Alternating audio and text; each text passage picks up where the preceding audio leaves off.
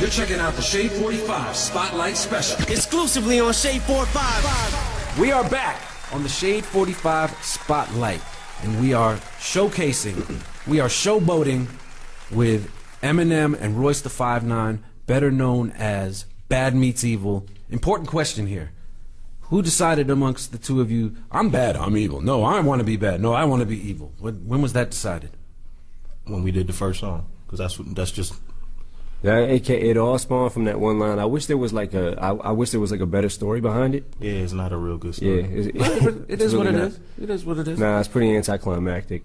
But if you think about it, think about his content, and then think about my content, and then it does work. And then it makes sense. When we get together, we go even harder with playing those characters. Because I got potty mouth when I rap with him. Right. It gets worse. It gets worse. When they come together, it's like, hey, whoa, whoa, whoa, whoa, whoa. It's like they kind of like antagonize each other and like push each other to like do more like off the wall shit. Not in a competitive way, or more like just both. I think that every time we rap, it's competitive. We're competitive by nature, you know what I'm saying? But at the same time, us being friends, it was more like the way that this whole thing came together. I think it was just more organic than anything. Like, what I mean is, songs just kind of happened as we started doing them. It was like, okay, well, what's your last line gonna be? Oh, okay, all right. Well, I'll come off it like this. Or sometimes it was not even asking what the next line was gonna be, but just hearing what he laid, and I'd lay something, and then I'd feel like I want to stop here. I wonder what he'll do if I stop here. And then I would stop and let him. You know what I'm saying? Like, so it's a totally different process from when you're working as independently solo artists, of how you come about and formulate a record and the song structure or whatever, because you guys are here together. Yeah. It's not sending files back and forth. Yeah, no, we were actually, for every song, we were in the studio together, you know, and just, maybe not every song. There was a couple of songs where he'd lay a verse and then I'd hear it and say, okay, I'm gonna lay my verse. Or I'd lay a verse and he'd hear it, you know, let him hear it. Like, what do you think if about this verse, and you come in for the second verse?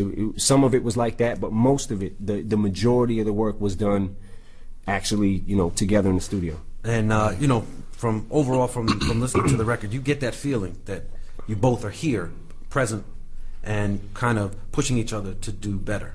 Yeah, we wanted it to sound real cohesive. And at what point, you know, as you started kind of getting back together and working together and kind of picking up where you left off a while ago, did you say, hey, let's make a real project? How did that happen? I don't know. I think that we had. Well, I think that we have a record company. So right. But I think once we got to a certain point, it was like we ended up playing the shit for Paul and saying, what do you think we should do with this? And it started to make sense, you know, with the whole Bad Meets Evil concept.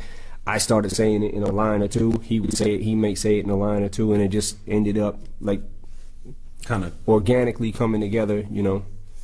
Interesting. Well, let's go into the second cut. Talk about Fastlane real quick. I like the word organic, so I'm going to keep using it probably for the rest of this interview. Because organic kind of means like it's natural, you know, it just naturally happened. So I'm glad you know the meaning of it and using it. I actually don't, but is that what it means? I guess. Organic, yeah. It means all natural. Okay. I heard you use that word, Paul, a couple times. It's no preservatives or hormones or anything artificial in it. It's all natural, organic. Nothing artificial. I think that describes it perfectly.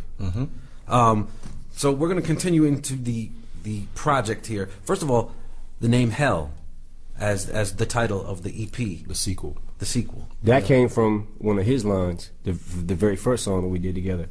Which was? See you in hell for this. He's evil, and I'm bad like Steve Seagal, against peaceful. See you in hell for the sequel. There you go, people. Now you understand. That was a quote from the Slim Shady LP, the Bad Meets Evil song off that.